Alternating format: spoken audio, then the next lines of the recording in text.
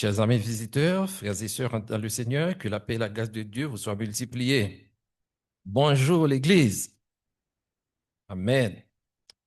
Alors, ce matin, encore une fois, on est tout heureux et heureux de pouvoir dans ce lieu pour adorer le Seigneur en esprit et en vérité. Et nous remercions Dieu pour cette grâce infinie parce que il fait ce que nous sommes en lui. Au courant de la semaine, euh, je suis tombé sur un post qui a repris euh, un thème d'un Anglais, pasteur au 19e siècle, qui dit que l'Église ne détermine pas ce que la Bible enseigne, mais la Bible détermine ce que l'Église enseigne. L'Église ne détermine pas ce que la Bible enseigne, mais la Bible enseigne, ou bien la Bible détermine ce que l'Église doit enseigner.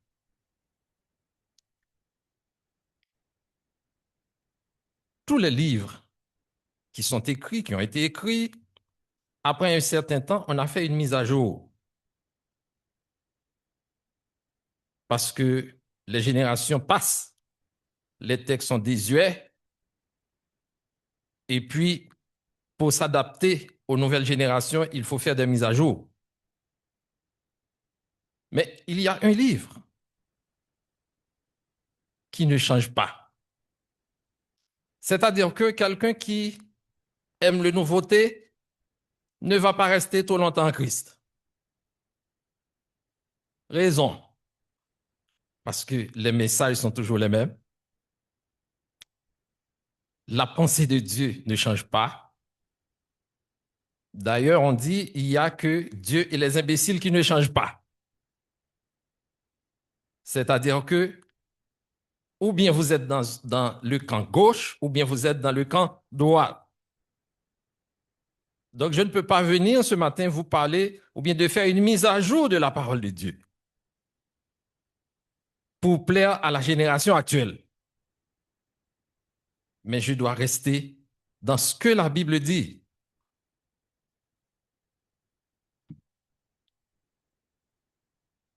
Je remercie Frenach pour la lecture de la parole de Dieu qui a été faite dans la lettre de Paul aux Éphésiens, 4e chapitre, des versets 17 jusqu'au verset 32. Je ne vais pas reprendre le texte parce qu'on aura d'autres textes à lire encore ce matin. Parfois, on regarde à la télévision, dans presque même d'autres médias, il y a des émissions où on raconte la vie des célébrités, la vie des superstars dans le monde. Mais c'est pratiquement presque dans tous les pays qu'on trouve ça. Chacun a un degré bien particulier. Donc, ces genres d'émissions, ce sont des émissions très, très populaires parce que la grande foule s'assemble, parce que le monde s'intéresse à la vie des autres. Donc, notre curiosité humaine nous pousse souvent à regarder comment les autres vivent, comment les autres s'habillent, comment les autres marchent. Souvent, on dit que ben, comparer, c'est diabolique, c'est satanique. Écoutez, tout dépend du contexte. On ne va pas se comparer dans une assemblée. Tel frère est mieux que notre frère, telle sœur est mieux ou meilleure que notre sœur. Loin de là, cette vieille idée. Mais le monde est fait de comparaison. Le monde est fait de comparaison. Lumière et ténèbres. Il faut les opposer. La vie du chrétien est plus qu'important parce que d'autres personnes nous regardent. Nous ne vivons pas seuls dans ce monde. Et comme le frère a dit ce matin, il y a les croyants, il y a les non-croyants. Ce n'est pas à nous de déterminer notre mode de vie si nous voulons marcher avec Christ. nous ne pouvons pas marcher selon les convoitises de nos yeux. Le disciple de Jésus-Christ porte une lourde responsabilité. Et cette responsabilité, c'est la manière d'influencer le monde. Parce que de nos jours, il y a de nouveaux métiers. De nouveaux métiers, c'est ce qu'on appelle l'influenceur. Alors, j'ai dit nouveaux métiers parce qu'il y a beaucoup de jeunes, beaucoup de gens qui pratiquent ça et qui utilisent les réseaux sociaux pour faire de l'argent, mais surtout faire réagir, surgir les comportements sur d'autres jeunes. Quand j'étais plus jeune, il y a eu des choses que je voulais porter tout simplement parce que j'ai regardé à la télévision. Et ceci, c'est pareil pour tous les jeunes et même des adultes parce que nous nous laissons influencer soit par des comportements, soit par des gestes, soit par des paroles. Écoutez, en Matthieu chapitre 5, ce que Jésus a dit. Vous êtes le sel de la terre. Matthieu 5, verset 13 jusqu'au verset 16, je vais lire pour vous. Vous êtes le sel de la terre. Mais si le sel perd sa saveur, avec quoi la lui rendra-t-on? Il ne sert plus qu'à être jeté dehors et foulé aux pieds par les hommes. Vous êtes la lumière du monde. Une ville située sur une montagne ne peut être cachée. Et on n'allume pas une lampe pour la mettre sous le boisseau, sous un panier, mais on la met sur le chandelier. Elle éclaire tous ceux qui sont dans la maison. Que votre lumière luise ainsi devant les hommes, afin qu'ils voient vos bonnes œuvres et qu'ils glorifient votre Père qui est dans les cieux. En prononçant ces paroles, Jésus ne destina pas ses éloges aux chefs religieux, ni aux dirigeants juifs, aux dirigeants romains, ni aux philosophes athéniens, mais à ses auditeurs, à ceux qui les écoutaient, qui étaient des fermiers, des pêcheurs, des marchands, enfin. Et Jésus loua ceux que le monde appelle les gens ordinaires. Et cette déclaration, il a dit que vous êtes le sel de la terre, révèle que chaque chose concernant la terre et chaque chose concernant notre vie, qu'est-ce que nous pouvons avoir comme impact sur le monde. Donc, les disciples de Jésus-Christ ont de la valeur à ses yeux. Et c'est pourquoi aujourd'hui, frères et sœurs, nous devons comprendre quel est notre rôle, quelle est donc notre importance, parce que assez souvent, c'est nous qui portons le fardeau du monde, à savoir que nous répétons, nous reprenons ce que le monde donne comme valeur, alors qu'en nous, nous avons la bonne chose. Et c'est à nous d'influencer le monde. Et c'est pour ça que Jésus a dit, est-ce qu'on peut allumer une lampe pour la cacher? Mais nous répétons théoriquement, oui, nous sommes la lumière du monde. Mais en tant que lumière, brillez-vous? Est-ce que vous brillez dans les ténèbres? Donc, la parole de Dieu nous montre l'importance de notre présence dans ce monde, la présence du chrétien. Et si nous sommes ce que nous sommes, si vous êtes chrétien, vous avez une grande importance aux yeux de Dieu. Nous ne devons pas nous sous-estimer, même si nous devons rester humbles. Donc, il est essentiel de comprendre l'état des choses concernant notre monde, comment il vit, bien qu'il soit séduisant. Le monde, en fait, il se meurt. Le monde se décompose devant nos yeux. Et le monde semble beau, le monde semble attrayant. Mais si vous regardez de plus près, ce n'est qu'une fausse apparence. Derrière cette belle façade du monde, le monde est flétri, le monde est pourri, le monde est ravagé. Et frères et sœurs, nous devons nous poser la question, quel impact avons-nous dans notre communauté, dans notre société? Donc cette vérité est évidente pour ceux qui ont une connaissance, même connaissance limitée des Écritures, de la parole de Dieu. Les statistiques sont superflues. Donc vous pouvez constater le déclin des bases morales dans ce monde, le manque de gens honnêtes, le manque de gens intègres, le manque d'intérêt spirituel. Rien dans ce monde ne peut attirer ceux qui ne se contentent que de voir des choses à la surface. Alors, est-ce que nous sommes différents? Oui, nous sommes différents. Et si vous ne voulez pas croire Si vous ne savez pas que vous êtes différent, eh bien, allez vous mélanger avec le monde. Oui, nous sommes différents, frères et sœurs. Et nous n'avons pas besoin d'utiliser la fausse modestie pour dire que nous sommes tous pareils. Non, nous ne sommes tous pas pareils.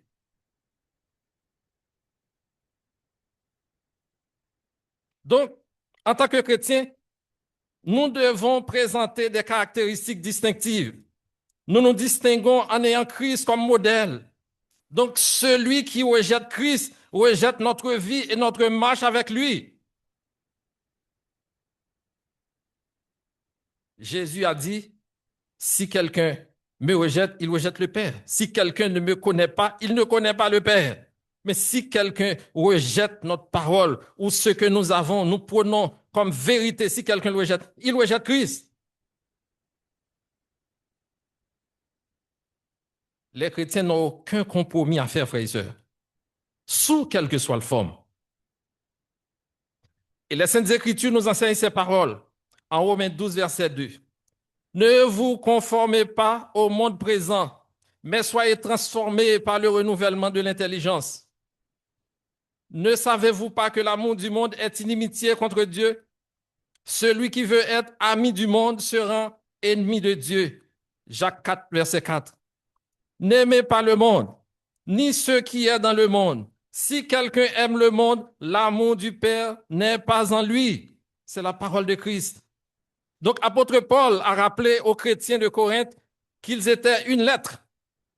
En 2 Corinthiens 3, le verset 3, écoutez cette parole. Vous êtes manifestement une lettre de Christ écrite pour notre ministère, non avec de l'encre, mais avec l'Esprit de Dieu vivant, non sur des tables de pierre, mais sur des tables de chair sur les cœurs. Donc les chrétiens ont de la valeur aux yeux de Dieu. Mais qu'est-ce que nous avons fait de cette valeur dans ce monde nous-mêmes? Donc si le monde nous met en dessous et que le monde prend le dessus sur nous, sommes-nous des disciples de Jésus-Christ? Et frères et sœurs, il est plus facile d'avoir une Bible en main, de se tenir devant une foule, prêcher la parole avec, en tout cas, ex cathedra, crier ou bien dire n'importe quoi, ou à travers les rues, on est toujours présent, 24 sur 24, même sans sommeil. Mais frères et sœurs, vivre la vie chrétienne, c'est autre chose. Et c'est à ce carrefour-là que Jésus nous appelle. Donc la parole de Dieu, ce n'est pas la théorie. La parole de Dieu, c'est de vivre comme chrétien. C'est de vivre la vie de Jésus-Christ. Est-ce qu'il est facile? Non. Non, c'est pas facile. Il est plus facile de prêcher, il est plus facile d'enseigner, il est plus facile de proclamer, de dire, mais que de faire. Mais c'est Dieu qui met en nous le vouloir et le faire. Même si notre volonté à nous peut décider que est-ce que nous appliquons la parole de Dieu dans notre vie ou non. Parce que Dieu ne va pas nous contraindre. Et cette parole que Paul a dit aux Corinthiens, cela fait bien réfléchir. Donc, quand les autres regardent notre vie, qu'est-ce qu'ils voient, frères et sœurs? Quand ils observent nos comportements, notre manière de parler, notre manière de nous conduire en affaires, mais qu'est-ce qu'ils disent de notre vie?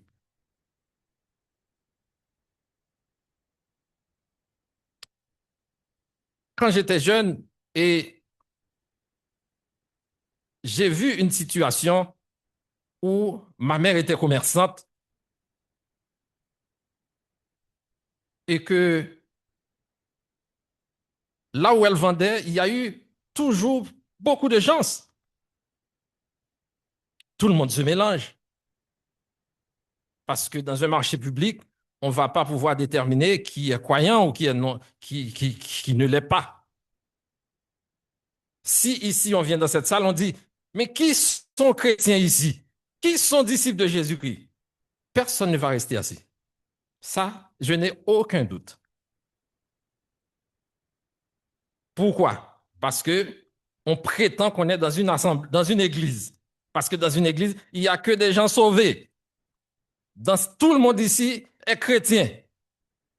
Mais si vous marchez à travers les rues de Montréal et même sur l'avenue Chaland, vous cherchez un chrétien, peut-être qu'il y en aura qui vous poussent. Mais de quoi vous me parlez? Et d'autres, oui, je suis chrétien. Ça, c'est la surface des choses. Eh bien, pour revenir, c'est que Une fois, quelqu'un qu'on connaissait comme étant une sœur à l'église et qui était marchande également, mais qui vendait comme tout le monde. Il a eu deux mesures. Alors, cette femme a eu deux mesures ou mesurettes, une bonne et une mauvaise. Une bonne pour tous ceux qui la connaissent et la mauvaise mesure pour ceux qui ne la connaissent pas. Alors, c'est pour montrer que comment nous cherchons à camoufler les autres. Mais pensons-nous que nous pouvons faire ça avec Dieu? Frères et sœurs, la vie chrétienne se vit. La vie chrétienne ne se prêche pas seulement, mais ça se vit dans le quotidien. On dort chrétien, on se réveille chrétien, on meurt chrétien. Et voilà ce que Dieu attend de nous. Donc, notre vie comme disciple de Jésus peut encourager les autres à glorifier notre Père céleste. La Bible nous dit que l'Écriture souligne l'importance de l'influence du chrétien, que ce soit Éphésiens chapitre 5. En Éphésiens 4, verset 17, le texte qui a été lu, apôtre Paul décrit dans le style ou les détails de la vie chrétienne qui constitue un contraste indéniable à la vie d'avant la conversion. Parce que la Bible dit autrefois nous étions païens. Nous ne connaissions pas la vérité. Ça, c'est la vie passée. Et maintenant, lorsque nous sommes venus à Christ, donc nous ne pouvons pas continuer à demeurer dans les ténèbres. Nos discours ont changé ou doivent changer. Et parfois, c'est plus facile à changer de discours que de changer de mode de vie. Donc, ce texte nous encourage, car la parole de Paul montre à quel point que les chrétiens sont complètement différents du monde dans lequel ils vivent. Et si cette même différence qui est à l'origine des joies que nous avons lorsque nous souffrons, lorsque nous vivons des situations difficiles, et que le monde peut se demander, mais pourquoi est-il joyeux? Et ce matin, j'ai bien aimé cette approche qui dit, à savoir le texte, où nous voyons les non-croyants prospérer. Parfois, les maladies les plus difficiles tombent sur les croyants. Alors ça, c'est une perception que l'on a. Aux côtés de nous, nos voisins sont heureux. Ils ne cherchent même pas Dieu. Alors que nous prions, nous jeûnons, nous adorons, nous chantons, nous célébrons, nous louons. Mais ça ne retire pas le mal que nous recevons. Donc ça, c'est la perception, frères et sœurs, parce que nous voyons que la vie avec les yeux ici-bas. Et le jour où nous sommes arrivés à la fin, nous allons comprendre, mais pourquoi les méchants prospèrent? La Bible dit, si le méchant prospère, c'est pour être anéanti à jamais. Ce que nous vivons, ce que nous avons, ce que nous sommes dans ce monde ne détermine pas notre destinée, frères et sœurs, en Jésus-Christ. Alors, la Bible nous dit dans le texte, verset 17 ou verset 19, dans beaucoup de cultures, il y a même des dictons qui disent que, et qui fait correspondre aux paroles, il faut lier les actes avec, ou bien les paroles avec les actions. Donc cela est particulièrement vrai dans le domaine spirituel. C'est précisément l'enseignement du verset 17. Donc nous qui sommes chrétiens, nous devons absolument vivre selon ce que nos paroles. Nous ne pouvons pas avoir un mot et puis une action différente. Une personne qui a obéi à l'évangile est obligée d'être différente des autres parce qu'elle est une nouvelle créature. C'est ce que la Bible dit. Les choses anciennes sont passées. Donc, la vie de celui qui suit Jésus-Christ imite Dieu. Sa vie s'oppose à la vie du monde de plusieurs manières. Et premièrement, nous sommes différents par nos pensées. Avant d'être convertis à Christ, nos pensées allaient à l'encontre des commandements de Dieu. Et dans le monde, les pensées que nous croyons valables étaient en fait, selon la Bible, vanité. Parce que tout ce que nous pensons avoir été bon dans ce monde, mais lorsque nous avons la connaissance de la parole de Dieu, nous pouvons voir que c'était une fausse apparence, frères et sœurs. Donc, nous marchons selon la pensée du monde. On sera heureux à condition d'avoir suffisamment de plaisir, c'est ce que le monde prône, des biens, de pouvoir, de prestige. La personne du monde poursuit donc ses buts tout en négligeant et en ignorant Dieu, c'est-à-dire en le rejetant. Maintenant, nous sommes en Christ. Nous ne devons jamais plus penser de cette manière. Nos pensées, nos actions, nos buts comme chrétiens sont valables parce que nous marchons selon la parole de Dieu. Donc, deuxième caractéristique, c'est que nous sommes différents dans notre manière de comprendre la vie. Parce que la parole de Dieu ne nous laisse pas indifférents à ce qui a trait à la compréhension de la vie de chaque jour. Donc la pensée du monde est obscure. Les conclusions de cette pensée s'avèrent fausses. La personne non convertie à Christ ne saisit pas comment la parole de Dieu, la Bible devrait diriger une vie, comment quelqu'un peut vivre selon la parole de Dieu. Donc le disciple de Christ est sorti des ténèbres, du péché, et maintenant il vit dans la lumière de la parole de Dieu. Et troisième vérité que la Bible nous enseigne dans ce texte, une personne non croyante admet souvent l'existence de Dieu et désire s'adresser à lui dans la prière, mais quand? Au moment des difficultés. Mais elle ne cherche pas à maintenir une relation intime, une relation personnelle avec ce Dieu.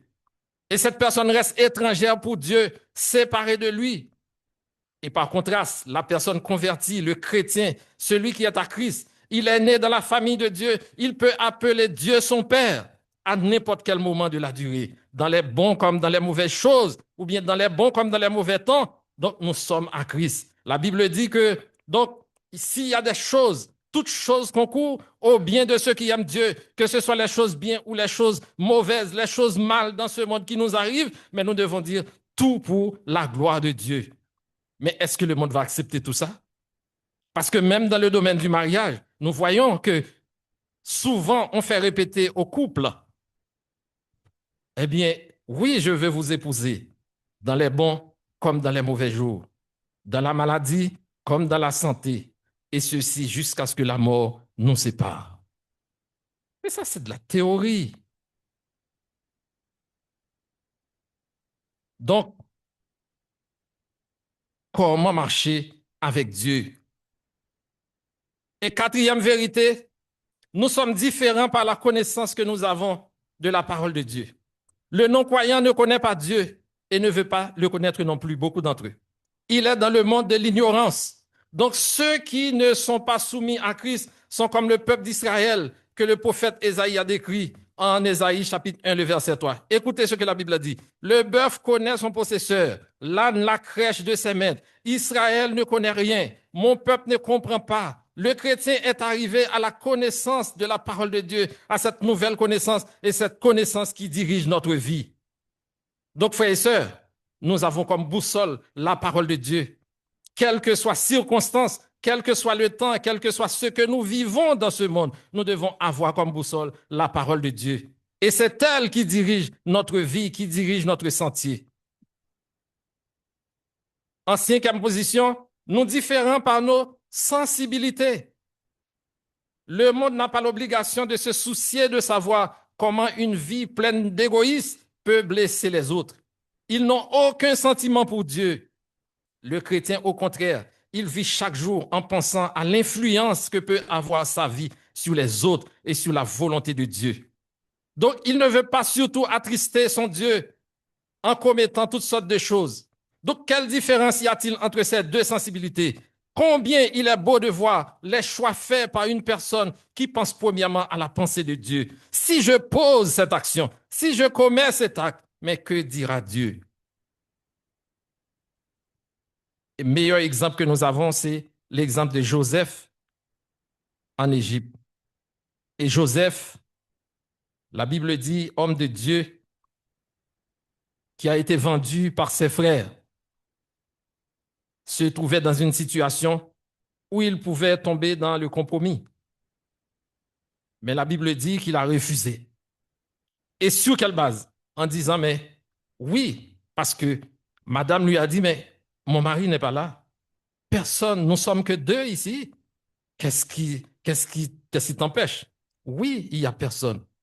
Mais que dira mon Dieu?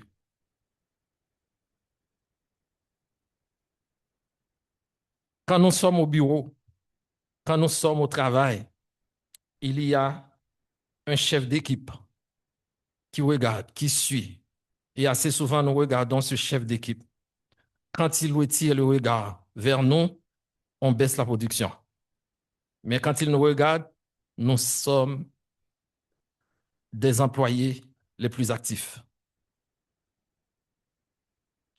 Dernièrement, le message qui a été prêché disait que quand nous travaillons, considérez que c'est avec Dieu et pour Dieu que nous travaillons.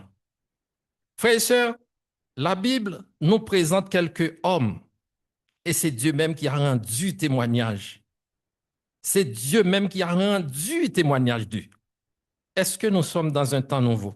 Je ne sais pas, je n'ai pas la baguette pour voir les cœurs et comme vous ne pouvez pas voir mon cœur.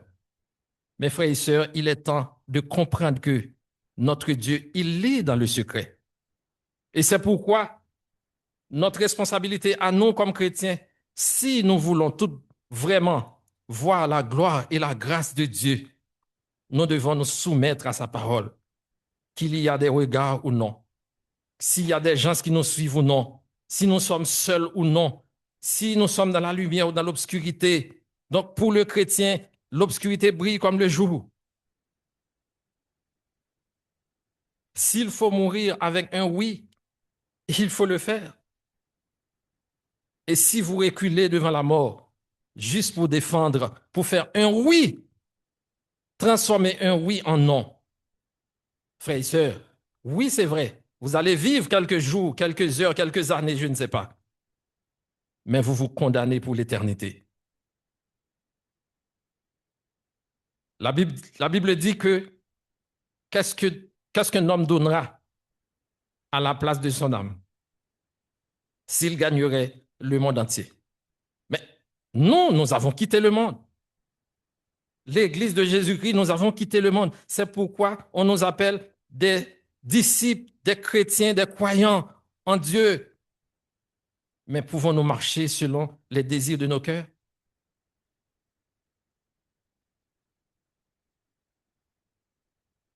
Le chrétien a une vie ordonnée. Donc la lumière du discernement doit diriger chaque choix, chaque jour.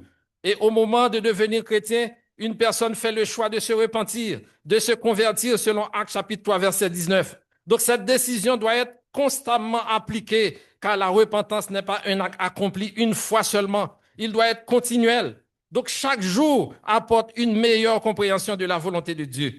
Et chaque jour apporte un degré de changement dans notre vie, frères et sœurs. Donc, on peut illustrer ça avec la métaphore de question de vêtements, où on change, on retire, parce que c'est sale ou c'est pas sale.